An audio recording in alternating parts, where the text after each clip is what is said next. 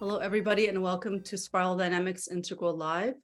Today, Steve, Todd, and I, Veronica Polo, are doing a presentation on conspiracy theories. Are they spiraling out of control or not? So we will be doing a presentation, and afterwards, there will be a group discussion with our participants today. So I am going to share my screen so that you can see my presentation.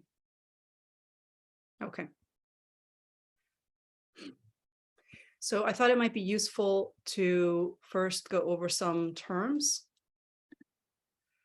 Disinformation is false information deliberately spread to deceive people, and misinformation is false information but not deliberate. This is actually a question that I had because I didn't really know the difference between these two words, and I thought it was an interesting distinction. And I think it's a question to ask ourselves, especially when we talk about politicians distributing what seems to be false information. What's the intentionality behind it? Do they know they're doing it or not? Then there's fake news, which is false or misleading information presented as news. Fake news often has the aim of damaging the reputation of a person or entity or making money through advertising revenue. Now, this term has been around for a while, but I think we can all agree that this term was popularized during Trump's run for presidential office and during his presidency. And he often used it to protect himself from bad press. And now it's kind of a ubiquitous term that everybody uses to, accuse each other of basically fake news. And lastly, conspiracy theory, which is what we're going to be focusing on today. It's an explanation of an event or situation that asserts the existence of a conspiracy by powerful or sinister groups, often political motivation, especially when other explanations are more probable. And I think that's an important point. So when we're talking about conspiracy theories, what do we mean that's different from just ordinary conspiracies? And one of the first people to sort of start picking up on them and writing about them in academic circles is a guy called Hofstadter. I think it was a guy. And there's this quote that it's the belief in the existence of a vast, insidious, preternaturally effective international conspiratorial network designed to perpetrate acts of the most fiendish character. So I think that gives a flavor of a lot of the themes or a lot of the characteristics that regularly pop up in conspiracy theories. And just to go pull out a few more points there. So malevolent intent is almost always assumed by most conspiracy theories. So there's a sense that the people that carry out these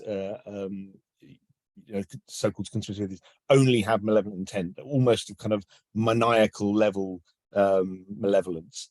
There's also a general opposition to mainstream consensus among the people that we would normally think of as the experts, scientists, historians, people who spend a lot of time with material, have peer-reviewed processes, etc. And an opposition to their perspective, it seems to be a kind of, again, a common thread to all these conspiracy theories. And then finally, and probably one of the most frustrating and familiar, if anyone's ever tried to discuss with a conspiracy theorist, is they're designed to resist falsification.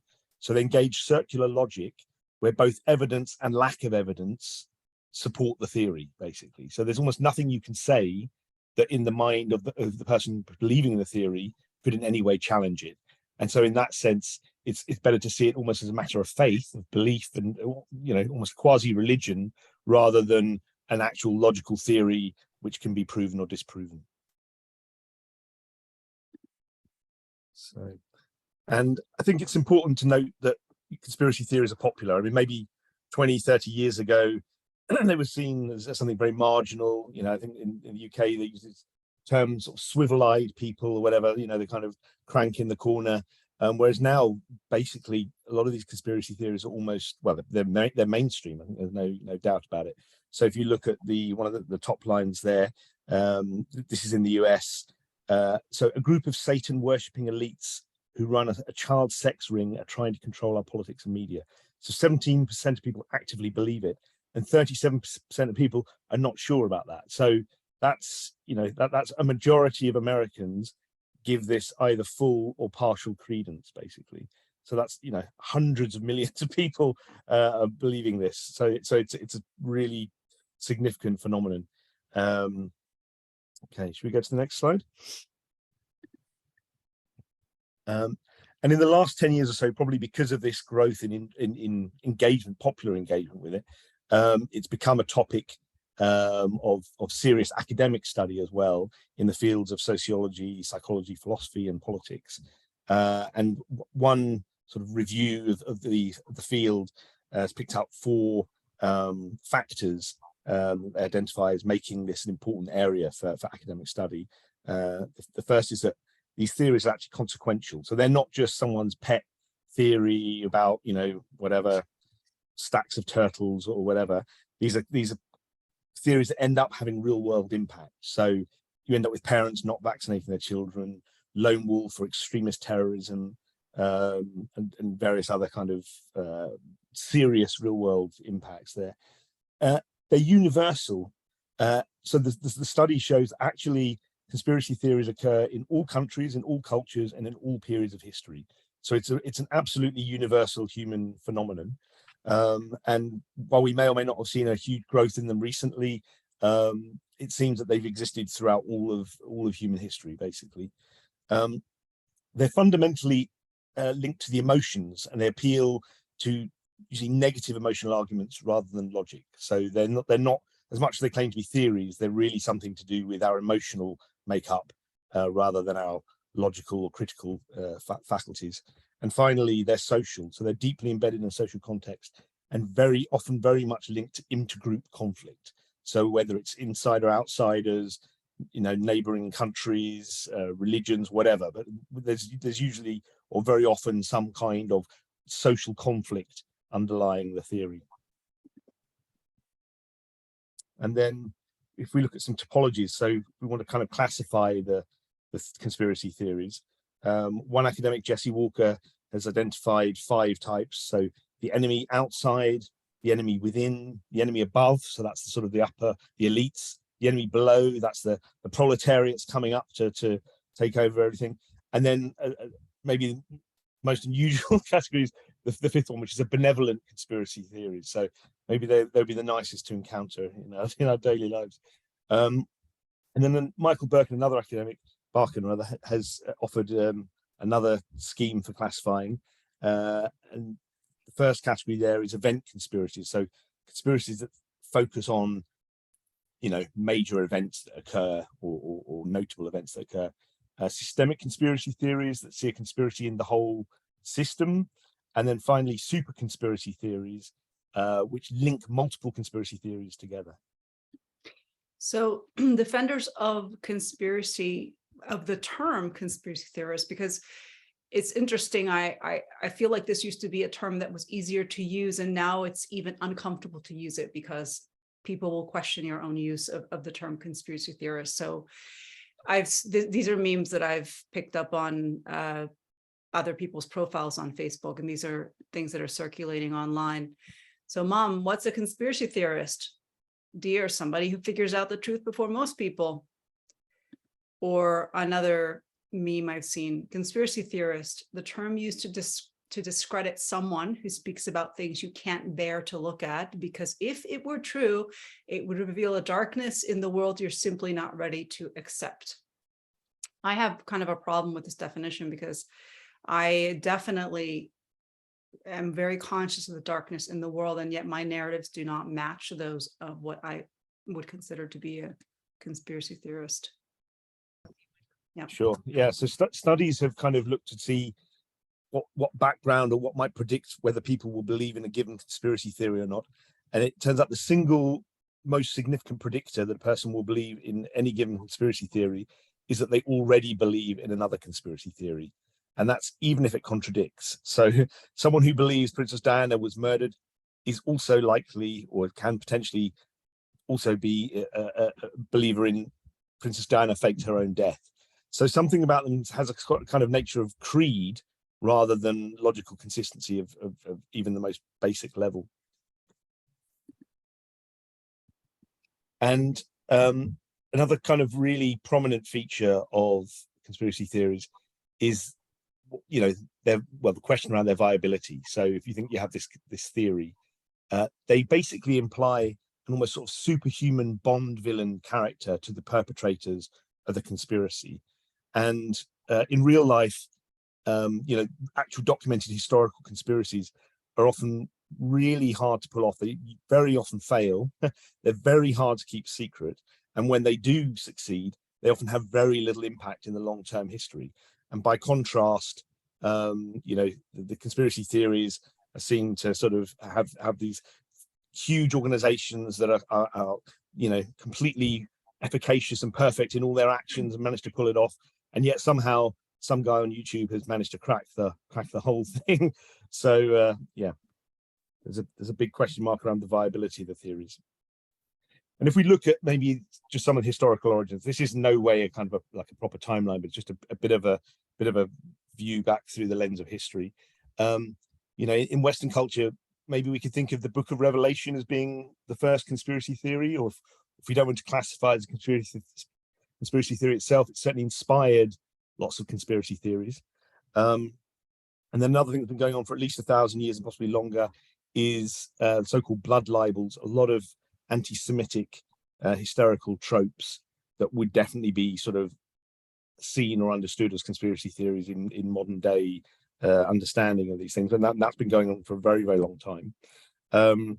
In the US, around the time or sort of prior to the Civil War there was this notion of slave power, which was the people in the North felt that the slave owners in the South were going to rise up and try and become an aristocracy and subject the whole country to sort of slavery. There's been a lot of conspiracy theories around various US presidential assassinations and even attempted assassinations. So I think there was, forgive my lack of American history here, but I think President Jackson, there was an attempt but that failed. 2 guns were pulled out and they both didn't go off. So at the time people were saying he staged his own attempted assassination or whatever. So there were all these theories swirling around then. And then in more recent time, Nazi propaganda obviously, you know, perpetrated lots of conspiracy theories, many of them about the Jews and linking, so that, you know, and again, here's the logical inconsistency, but they were both criticizing Jews as being greedy bankers, but also at the same time supporting international Bolshevism. So it was a kind of anything that kind of tapped into that conspiracy flavor was a big part of the whole Nazi propaganda machine. And then in the post-war period, a significant figure is Robert Anton Wilson, though not essentially a conspiracy theorist himself. When he and Robert Sher wrote the Illuminatus trilogy, that sparked off a lot of the themes which are now kind of core to very many conspiracy theories. And then when we had the space race and the moon landings, that then gave rise to a lot of UFO and even then the conspiracy theory around the moon landing itself. And then moving forward into the 80s, in the UK, we had David Icke here, who ended up saying that the royal family were lizards in human form. And a character I don't know so well, but it also seems to be, as you know, another major figure, Bill Cooper, linking back to the Book of Revelation, but he wrote a seminal conspiracy theory book, Behold a Pale Horse, which is a kind of quite, you know, citing a theme from the Book of Revelation there. And then in our current day, we have conspiracy theories around 9/11, Pizzagate, QAnon, vaccines, 5G, and COVID conspiracy theories. So just picking up again on the link with anti-Semitism here, if you just list out the number of conspiracy theories that exist in pretty well-established anti-Semitic tropes, there's really a huge number of them, and some of them are really quite bizarre. So some everyone will have come across at some point, in terms of plans for world domination, controlling the media, controlling the global financial system, propagation of communism, so-called kosher tax, which is meant to explain inflation at certain times. But then also in the religious sphere, there's like the blaming, well, it's supposed to having the guilt for the death of Jesus, ritual murder, which is the sort of exact, you know, theory behind the blood libel. So in the medieval times, it was often claimed that the Jews would kidnap Christian children and do a particular sort of blood sacrifice as part of their ritual. So there's a huge amount of conspiracy theory stuff here, and some quite bizarre, even saying there was, you know, male menstruation in Jewish communities and stuff like that. So it's kind of important to notice that conspiracy theories targeting Jews have been going on for literally thousands of years, and that many modern conspiracy theories end up arriving back at some of these core anti-Semitic tropes. And there's a meme that was circulating in the past year or two to sort of try to counter some conspiracy theories.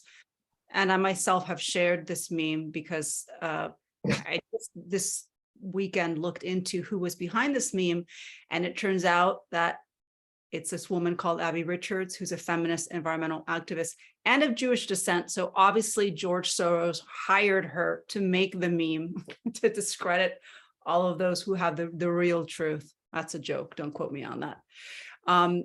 But I actually thought she did a pretty good job of sort of distilling the different grades of conspiracy, so to speak. And some of these overlap what Steve just said. So I'm going to go through them quickly, but it's kind of an upside down pyramid. And at the bottom, starting with grounded in reality and then going all the way to the top, which is completely detached from reality. So again, these are her categorizations, not mine, but she made an attempt, I think, to sort of explain this. So grounded in reality, things that actually happened include the FBI spying on Martin Luther King, or Watergate, for example, or Big Tobacco lied about cancer. I think we can all agree that that was true. Then within the things that, you know, they're above the speculation line, so we could have a debate about them. As Steve mentioned, UFOs, you know, that we live in a very vast universe, so potentially there could be other life forms that visit us. It's within the realm of probability. Area 51, who knows? JFK assassination, we don't have all the facts, so okay, we have questions. Then sort of, according to her, in this point, we're leaving reality, but we're still in the realm of unequivocally false, but mostly harmless, not a big deal, like Elvis still lives or the Titanic never sank. Then we get into the realm of reality denial, where Abby says that it's dangerous to yourself and others. And here she classifies the pandemic, vaccines have microchips, chemtrails, global warming is a hoax, 5G is toxic, and others. And then she puts here the anti-Semitic point of no return. The world is ruled by supreme shadow elite, promotes hatred and violence toward marginalized groups, as Steve just explained. QAnon, George Soros. I don't know what all of these are. Some of them I do, but some of them I don't. I think all of these need to be studied carefully, or not. Okay, so tell us more, Steve, about this Robert Anton Wilson. Yeah, so I only know a little bit about him. I'm sure there's people in the group who'll know far more about him, but I thought we needed him in here as a timeline, because back in the, I mean, he's basically a major figure of the kind of counterculture and the, you know, emerged in the 60s and so forth.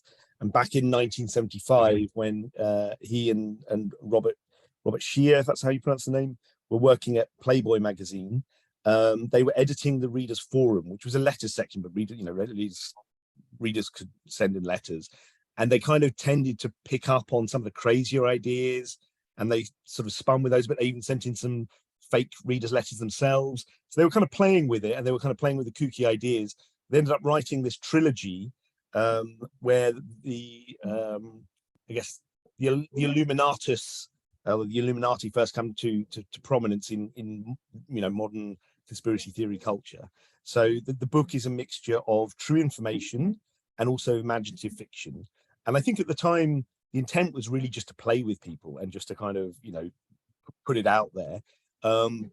Because I mean, the Illuminati was a real group in South Germany, but it had, you know, it was a tiny subgroup within German Freemasonry that had its various intents and plans. But I don't think there's any evidence that it has this grand conspiratorial existence past that little tiny window of history. But the ideas fed out in these books have been picked up, and they now have grown way beyond the vision I think that Robert Anton Wilson initially had for them, and have taken on completely life of their own, and they're a core of very many modern conspiracy theories, basically. So I think in the conspiracy theory world, the Illuminati are taken almost as a given fact. Okay. So conspiracy theories, once limited to fringe audiences, have become commonplace in mass media, the internet, and social media, emerging as a cultural phenomenon of the late 20th and 21st centuries. They are widespread around the world and are often commonly believed, some even being held by the majority of the population. Again, Steve already touched on this.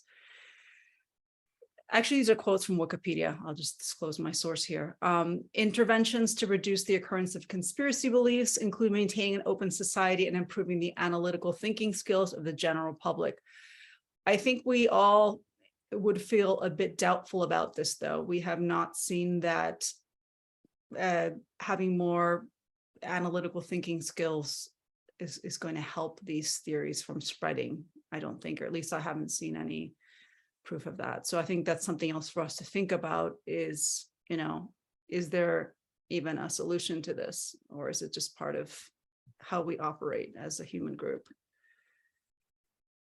And Andrew Mackenzie, a historian with Cambridge University with a group called Conspiracy and Democracy, stated that belief in conspiracies have been pretty consistent in the 1960s, but Trump and Brexit seem to be symptomatic of a rise in populism, and there's a strong link between conspiracy theories and populism.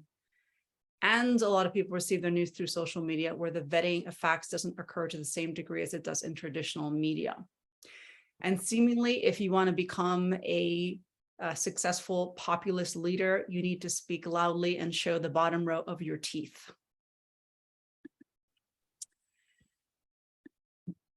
And out of this whole, anti-mainstream media narrative that has come out, especially with Trump, I think we have a problem where whereas it would be useful to have legitimate and thoughtful criticism of the mainstream media, now we just have a lot of toxic antagonism towards the mainstream media, and it's almost become a slur. So you can't talk about the mainstream media without feeling or questioning your own sense of what you're talking about. And it creates the kind of thought bubbles where people don't want to check in with the mainstream media because they think it's automatically, false.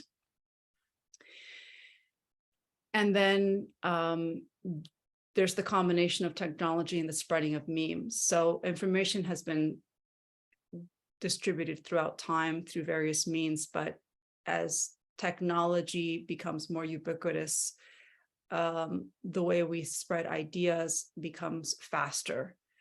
And memes, which was a term that was created by Richard Dawkins to represent this idea of a packet, a unit of an idea that spreads in a viral sense, has caught on and is now used to describe what are internet memes, which are images and ideas that are also spread in the same way. This is a picture of a group, Magdalena Bay, which has nothing to do with the presentation, but I just thought it was a good image. And there's a graphic that I found that I really like by somebody called Gills. I'm not sure if I'm pronouncing it correctly. He has a really great website, Gills DC.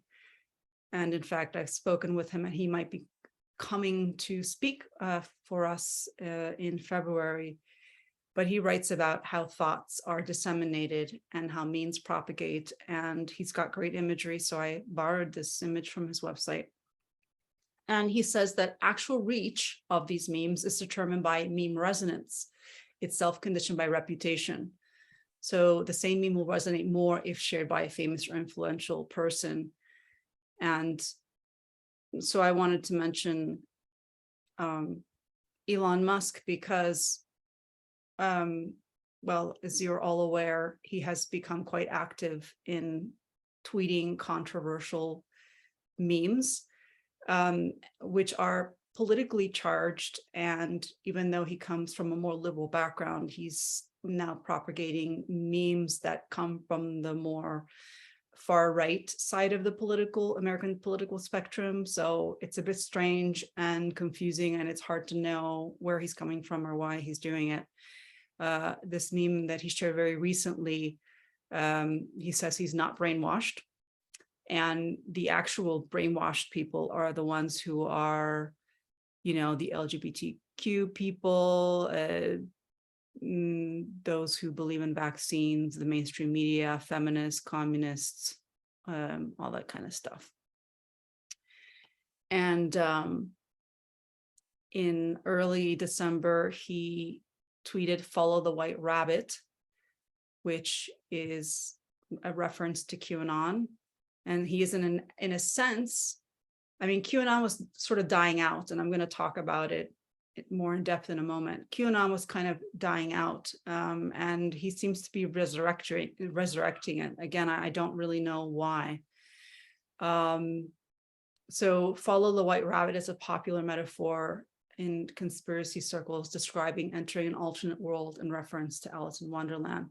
And by the way, I love Alice in Wonderland, and I love the idea of entering alternate worlds, but what kind of world that is, in my case, I'm cautious. And in May, and this is in 2020, so this isn't even recent, he said, "Take the red pill." So the red pill is in reference to the movie The Matrix, which has been synonymous with awakening of unmentionable truth and a rallying point for Donald Trump and QAnon conspiracies. And this is, I believe this is also a meme that he shares. So the meme says, "What if I told you the only way to escape the matrix is to unlearn everything that you have been taught and rebuild your entire belief system based on critical thought and analysis?" And this in itself doesn't sound bad. I mean, we all want to make decisions based on critical thought, right? Do your own research. But then things become very blurred because you take these ideas that are actually quite good. I mean, The Matrix was a very powerful movie, but maybe when these very powerful and rather advanced ideas get sort of dumbed down, then you end up using these very potent sort of worldviews in a pre-rational way. So instead of being post-rational, you're actually sort of pre-rational. And before I dive into QAnon, I just want to mention that, Elon Musk claims to be a free speech absolutist, but as he himself has found, it's very difficult to do, especially when you're running a social media platform like Twitter. And so this whole thing about free speech versus moderation versus censorship, because we live in a very polarized society, free speech advocates accuse others of censorship and vice versa, where we really need to think about sort of the middle line, which is moderation, to consider when is appropriate to share things and so on. Yeah. And I think it's worth saying as well that we don't really know what Elon Musk's motivations are, whether he believes these theories himself or whether he just has a purpose for promoting them. There's a kind of toxic orange type view on that. And also in terms of his free speech absolutism, there's an asymmetry there. And asymmetry is, again, another kind of classic feature of conspiracy theories. So he wants free speech when it targets everyone else, but as soon as it targets him or his family, then he doesn't want free speech. So, that's a key kind of aspect of this asymmetry. Yeah, we can look at that as well later. Mm-hmm. And I don't know if the spiral dynamics idea of this oscillation between collective and individual is useful in thinking about the tension between free speech and moderation. That's maybe something that we can discuss later, but I just wanted to throw that out there. Maybe it's just a natural tension. So for those of you who don't know a lot about QAnon, I didn't at one time until I informed myself. So it originated in the American far-right political sphere in 2017, and its claims are made by an anonymous individual or individuals known as Q. And the core theory is, although the theory is quite convoluted, okay, this is just kind of skimming the top of this very wide philosophy, that a cabal of satanic, cannibalistic sexual abusers of children operating a global child sex trafficking ring conspired against former US President Donald Trump during his term in office. The Trump administration secretly fought the cabal of pedophiles and would conduct mass arrests and executions of thousands of cabal members on a day known as the Storm or the Event. And Democratic politicians, Hollywood actors, high-ranking government officials, business tycoons, and medical experts are all members of this cabal, the elite. QAnon is described as anti-Semitic or rooted in anti-Semitic tropes due to its fixation on Jewish financier George Soros and conspiracy theories about the Rothschild family, a frequent target of anti-Semites. And although it has its origins in older conspiracy theories, the first post by Q was in October of 2017 on the anonymous image board website 4chan. And Q claimed to be a high-level government official with Q clearance, who had access to classified information involving the Trump administration and its opponents. Q soon moved to 8chan, making it QAnon's own online home. And Q's often cryptic posts became known as drops, which were later reshared in other platforms. And the conspiracy theory eventually turned into a real-world political movement, and QAnon followers started to appear at Trump re-election campaign rallies. And, eventually they formed quite a massive force in January 6th, storming of the Capitol. Trump amplified QAnon through his Twitter account. And QAnon has been called a big tent conspiracy theory due to its ability to constantly evolve and add new claims. I find that quite interesting. Q is like, the theory is so wide that you can just keep adding on to it. I've often mentioned this documentary. I'm like a broken record, but I really do consider this documentary to be so fascinating. For those who want to understand this theory a little bit better, Q Into the Storm, about the people sort of behind at least the technology side of this movement. And the director of this, the filmmaker, he actually befriended the people involved in the 4chan and 8chan. And he went in there with a very open mind. This wasn't a documentary made in an accusatory way. I mean, he really tried to understand what was happening. And so I think the way that he did it was as neutral as possible.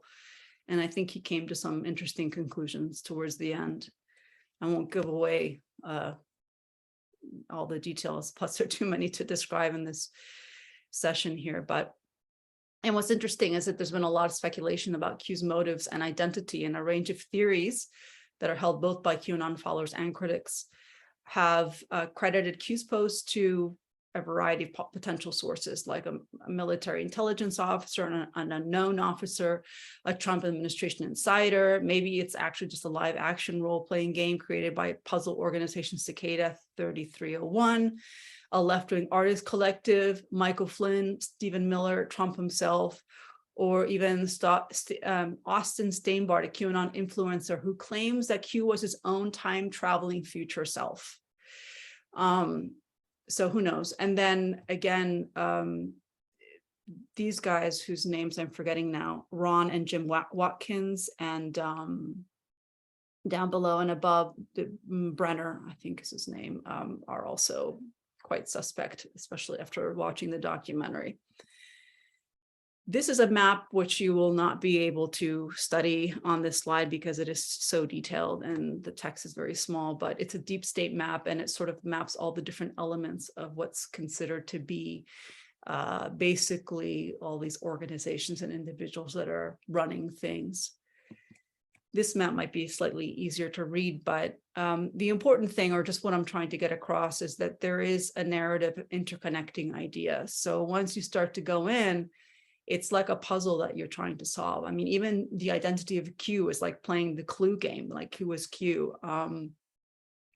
And if you look at these organizations like UNICEF or the WHO or the Federal Reserve right in the middle, I mean, even a rational, what I would consider to be a rational, reasonable person would say, yeah, I mean, I agree, these organizations do have a lot of influence, and maybe that's a problem. And so there is an aspect of this that's reasonable in the sense that there are power structures, there is inequality, there is a misuse of power in many cases. So this whole idea of waking up to a system is not totally 100% off base. The problem is that that with these theories, it makes it very difficult to come together to make meaningful action in the world in the areas in which collective action is required, like dealing with the climate. It's clear that the last 8 years have been the warmest years in recorded history. That should be disconcerting for all of us, but yet, you know, Marxist, this is just one of these memes that's circulating on the internet. You know, it's considered climate hysteria coming from Marxist thinking, and Marxism is also linked to conspiratorial thinking. So, okay, Steve, this is you. One of the things that some of the academics have been trying to kind of figure out or thinking about is, what is it that really attracts people to conspiracy theories in the first place? I think you know, the opening definition that conspiracy theories are a choice to believe in something where there are other more probable options available suggests that it's an active choice, and there's possibly some kind of payoff for people in believing the conspiracy theories. And just some of the ideas, you know, there's a lot of ideas out there, and I don't think there's any kind of proven or definitive answer to this yet.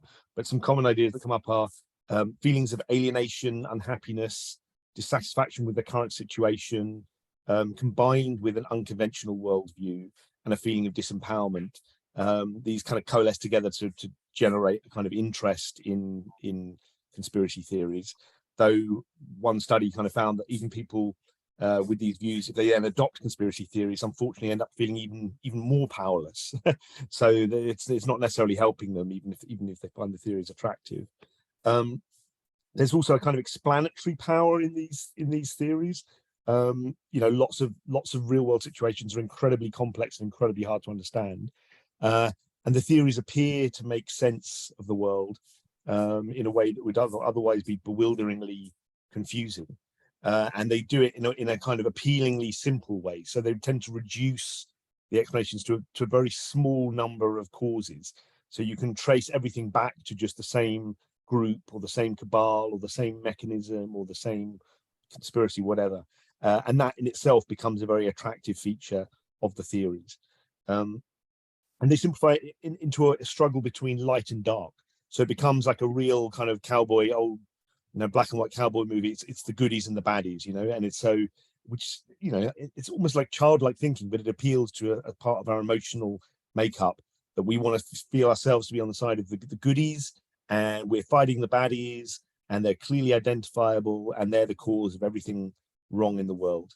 And another part of the payoff that seems to be very common is the conspiracy theories see themselves as having privileged access to socially persecuted, stigmatized, or unpopular kind of knowledge. So they believe that they have the privileged knowledge, the privileged insight, and everyone else is the sheeples, the dumb followers.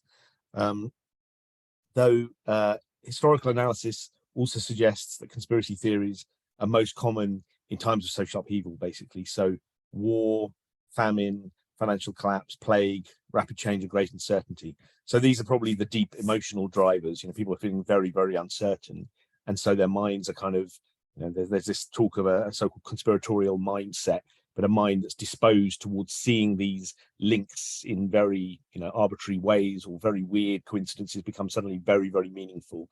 And that seems to come up quite commonly in times of great social upheaval. So how are conspiracy theories constructed? Again, got some common themes coming out here. The first is they sort of make use of cognitive biases. So there's certain very well known or very well evidenced cognitive biases that people, will typically make if you ask them certain types of questions, and these seem to get exploited by the conspiracy theory. So one is the so-called attribution bias, which is if you ask someone why they did something, they'll often take a sort of, they'll attribute a motive to the person, which is much more to do with them personally. So if someone cuts you up in the car, you're much more likely to think, oh, it's because they're a rude, aggressive person, than they're late for work or 100 other possible reasons. So there's this kind of taking everything personally, and then also seeing certain types of coincidences, finding it hard to understand that could be a coincidence, that it's not just something that happened by chance. They see it's having great meaning. And similarly, if there's a big event occurs, they'll tend to think, okay, well, big events can only occur because there's some massive global conspiracy. So for example, with 9/11, for the people thinking about that, it's impossible that this small group of extremists could have pulled that off. In the mind of the conspiracy theories, it has to be some kind of global network or some huge, vast thing that could pull off such a terrible occurrence, basically. And in terms of the way they formulate their arguments, the theories, they're often asking reasonable questions, as Veronica was saying. There's always something to question or to challenge or to doubt. So they're asking reasonable questions, but they're not actually then providing anything that's based on strong evidence.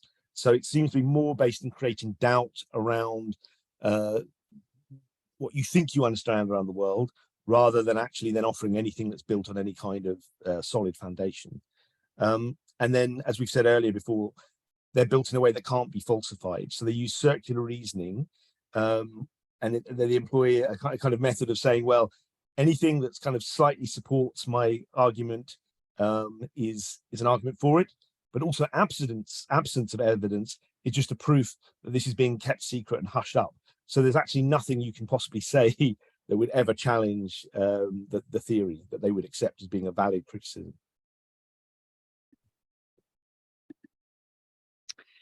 And I'm going to end on this. This is our last slide in spirituality. Now, this is a whole kind of discussion in and of itself, but it's a phenomenon that was kind of identified in recent years, and it's kind of a hybrid between traditional conspiracy theory beliefs and New Age culture, and it brings together two ideas. One, the one that we've talked about, a secret group covertly controls or is trying to control the political and social order, and this other idea that humanity is undergoing a paradigm shift in consciousness. Now, I kind of had to laugh when I read that. Now, I've had kind of confrontations with people in my circles because I consider myself to be spiritual, and I'm friends with a lot of people who are also, but my narratives don't always match those of who I previously thought had very similar worldviews to mine. And I'll discuss that later during the group discussion, but I had to laugh about the paradigm shift in consciousness, just thinking about spiral dynamics, because we are a spiral dynamics group and we find relevance in the theory. We find it quite useful. And one of the ideas is that we are about to go through this leap in consciousness into second tier. So we like to think that we are rational people, but we are all vulnerable to a certain extent because there's no pure rationality. But we would hope that we are at least post-rational, that we understand the limits of reason, and not pre-rational. But this is an interesting idea of conspirituality, because I've run up into this a lot. So we're going to shift into the group discussion part. And these are some questions that I've put out there, but certainly feel free to answer any of these or none of them. If you just have a comment that's different, feel free. So one question would be, when and how do you feel comfortable using the terms disinformation and misinformation? Another question, have you ever believed in ideas that are considered fringe, and which ones, if you want? Alternatively, have you clashed with individuals who you felt were disseminating misinformation or conspiracy theories? Should we be concerned about conspiratorial thinking, or do we see these as part of our evolutionary journey? And then, kind of as a joke, but a second tier conspiracy theory. And what parts of this presentation did you agree or even disagree with?